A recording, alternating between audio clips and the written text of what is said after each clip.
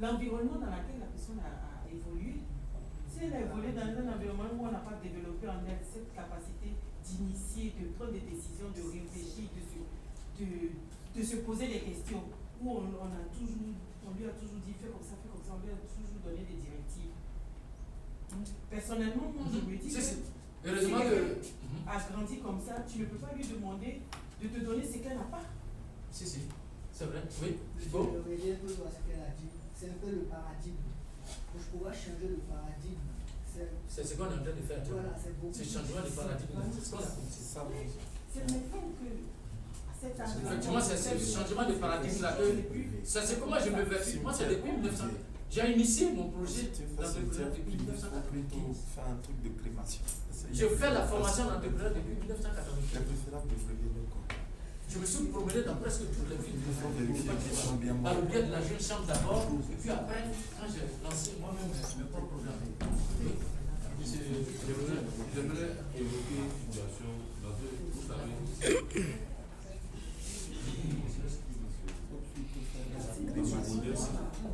Ok, allez-y. S'il vous plaît, s'il vous plaît. C'est comme je l'ai dit au départ, c'est l'échange, le partage. C'est ça qui nourrit en fait cette formation. Cette formation, c'est pas, si vous vous rendez compte, beaucoup ont fait peut-être déjà l'entrepreneur en dans l'amphithéâtre et autour. J'ai voulu vraiment décaler ça pour qu'on soit dans la pratique. C'est pour ça qu'on fait ainsi comme ça. Bon, elle parlait tout à l'heure de l'environnement dans lequel on a grandi. Il y a un fait qui m'a beaucoup marqué. Souvent, nos parents, quand on partait à l'école, ils nous ont dit va à l'école, il faut être le premier. Donc, bon, dans les lectures, dans tous les développements personnels, j'ai constaté que ceux qui sont riches ne disent jamais à l'enfant que tu auras un bon emploi. Ils disent à leur enfant que tu vas avoir, que tu puisses créer ton entreprise ou acheter une entreprise. Déjà à l'enfant, la mentalité qu'on lui donne dès le bas âge détermine son avenir. Mais nous, on a toujours dit on aura un bon emploi, on aura un bon emploi. Donc, on est catalogué sur l'emploi.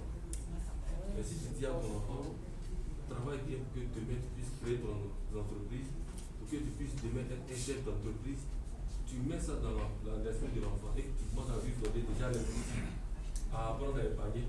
Par exemple, mes enfants, je leur donne une caisse à chacun. Quand je te donne main, là-bas et je vais. Ok, donc ça veut dire ça. La mentalité, c'est toute une question de mental. Par rapport à ce qu'il dit, deux anecdotes. Moi, personnellement, mon expérience a failli être malheureuse.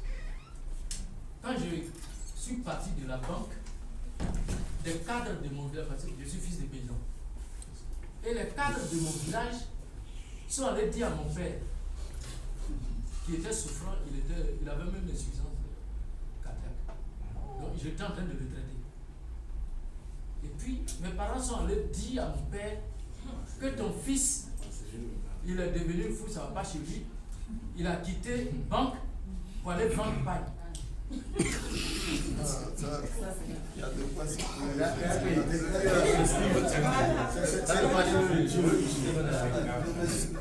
J'étais à Boaké.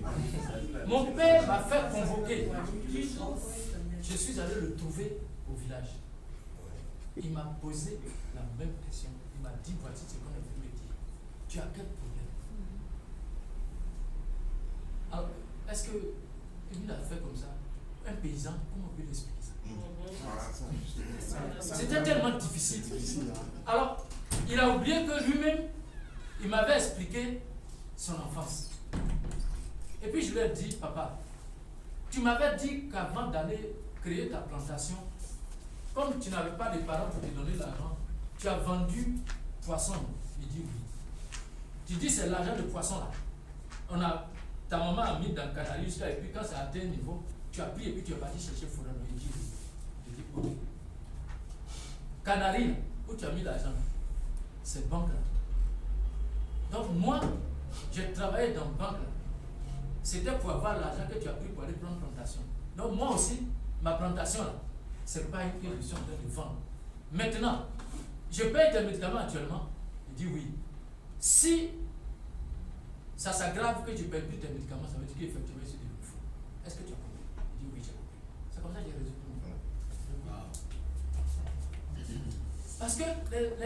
les cadres de chez moi. Et je vous dis, j'avais un magasin de gros et mon bureau à Boaké. Certains de ces cadres n'ont jamais mis pied chez moi. Même quand ils sont à Boaké, je leur dis de venir me trouver au bureau. Ils ne vont pas. Pour eux, ça ne va pas chez moi, ils sont tous les gens. Ça, c'est mon cas. Et aujourd'hui? Aujourd'hui, même pour aller au village, des fois, ils m'appellent pour me demander si je dois aller aussi. Parce que il faut que je les prenne pour comptable. Il faut qu'on soit dans le même véhicule, je veux dire. Maintenant, un couple. Ils avaient 2 enfants. Un petit garçon et puis une petite fille. La fille était au CM2. Et le petit garçon était au CM2. Et leur maman paye le lait qui gosse là. C'est ça qu'on prend pour prendre café à la maison. Et puis, leur maman a payé 2 boîtes. Un matin, en partant à l'école, la petite, la plus grande, le CM2, elle a pris la boîte avec la cuillère et tout ça, et puis elle est partie. Arrivée là-bas, elle a vendu ça à ses amis. Quand ils sont venus le soir, son petit frère a dit à sa maman, ah, quand tu as pris la boîte de verre, la dame est rentrée dans tous ses états. Elle a chauffé l'enfant jusqu'à la petite fille pleurer. Et puis le père vient après. Elle demande, mais qu'est-ce qui se passe? Et puis elle pleure. Et puis la maman explique. Et le père a pris le temps, a fait venir ça. Qu'est-ce que tu allais faire avec le lait? Et puis la petite fille s'est levée. Elle est partie prendre son sac. Elle a mis sa main dans la poche du sac. Elle a sorti les jetons, c'est-à-dire tout ce qu'elle a vendu là. Et puis elle a mis l'argent sur la table devant son papa. Elle dit, papa, j'ai vendu le lait. Son papa était là. Elle a regardé sa fille jusqu'à. Elle a dit, tu veux vendre encore? Elle a dit oui. Elle a sorti l'argent. On allait acheter des boîtes pour déposer chaque matin quand elle va vendre ça. C'est cet esprit-là. C'est ce qu'on recherche. Et non de censurer les enfants à la maison. Un acte posé par un enfant, est-ce que ce n'est pas son propre chemin qu'elle est en train de créer ou qu'il est en train de créer? Au lieu de passer notre temps à engueuler nos enfants, quelqu'un l'a dit dans une publicité, pour qu'on puisse laver, rendre ça propre, il faut que ça soit sale. Ici c'est propre là, on ne peut plus rendre propre. Donc laissez les enfants se salir et puis utiliser le produit pour rendre ça propre, les habits. Vous suivez mon regard, non? Voilà. Laissez les enfants prendre des initiatives. Les mamans, assiette qu'on casse là, on peut repayer.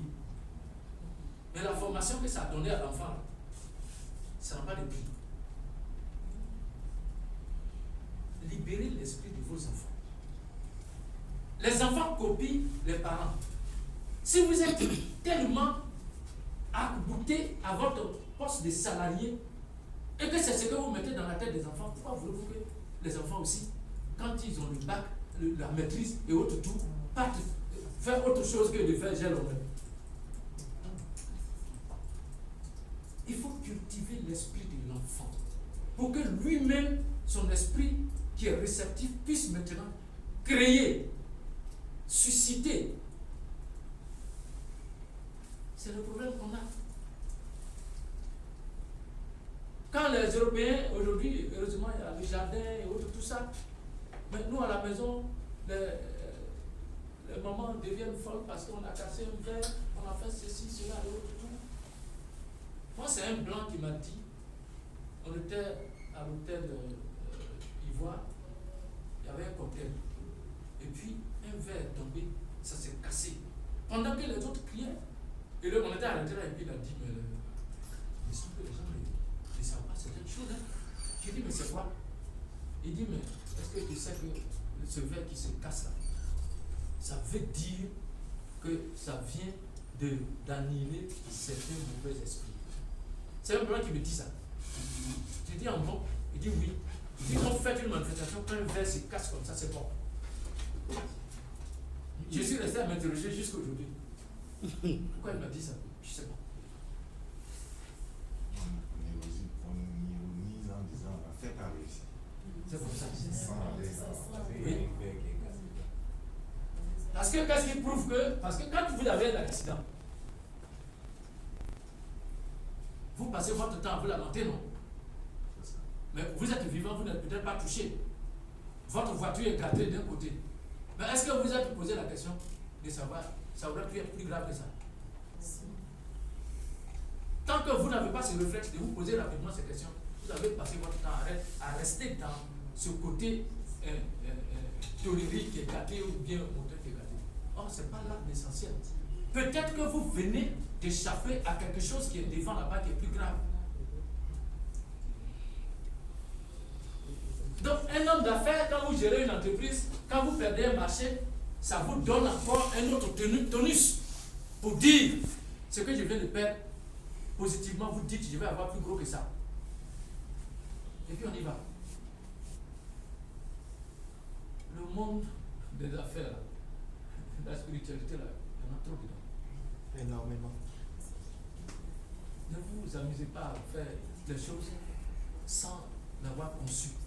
Parce que quand c'est fait dans la tête, on va beau faire, vous savez où vous allez. Quand c'est bien conçu dans la tête, on va beau vous menacer, on va faire tout, vous savez où vous allez. Peut-être à ce moment précis, vous changez seulement de stratégie. Pour vous permettre, c'est l'objectif là, c'est vous seul qui savez, ça est là. On ne peut pas vous enlever. Sauf si on vous rend fou et puis vous ne vous rappelez plus de quoi que ce soit. On prend machette, on prend quoi? On va l'écarter, on prend votre cerveau, on ne va jamais trouver ce que vous pensez là. C'est pour vous seul. Pourquoi on a chacun son ADN? On sommes tous 7 milliards de voisins. Hein? On écoute sur RFI 7 milliards de voisins, ça passe comme ça. Mais on est vraiment 7 milliards de voisins. Puisque vous et votre femme, vous n'avez pas le même ADN, vous n'avez pas les mêmes réflexions. Pourquoi on fait pas là? On est unique. Chaque individu est unique sur la terre. Donc c'est notre unicité qui transparaît dans les entreprises que nous faisons sortir de notre tréfonds.